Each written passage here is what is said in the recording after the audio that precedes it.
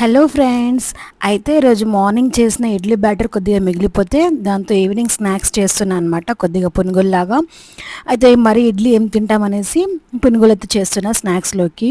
So ఇక్కడ నేను వచ్చేసి ఒక ఆనియన్ చిన్నగా తరుక్కున్నది, అలాగే కొద్దిగా పచ్చిమిర్చి, కొత్తిమీర, ఉప్పు వేసుకున్నా. ఇవన్నీ వేసుకొని దీన్ని మంచిగా కలుపుకొని ఒక 5 minutes పక్కన ఉంచుకోండి.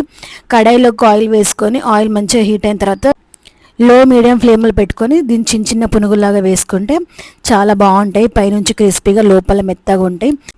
ఫ్లేమ్ ఎక్కువ పెట్టుకొని వేసుకుంటే ఏమవుతుందంటే మొత్తం అదంతా ఆయిల్ బాగా పీల్చుకుంటుంది. సో లో మీడియం ఫ్లేమ్లో పెట్టి వేసుకుంటే ఒకసారి ట్రై చేయండి, చాలా బాగా వస్తుంది.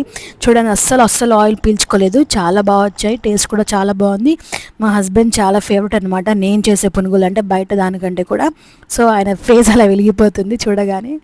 సో టేస్ట్ మాత్రం చాలా బాగుంది, ఒకసారి ట్రై చేయండి, చాలా బాగుంటుంది. Thanks for watching. Please do like, share, subscribe.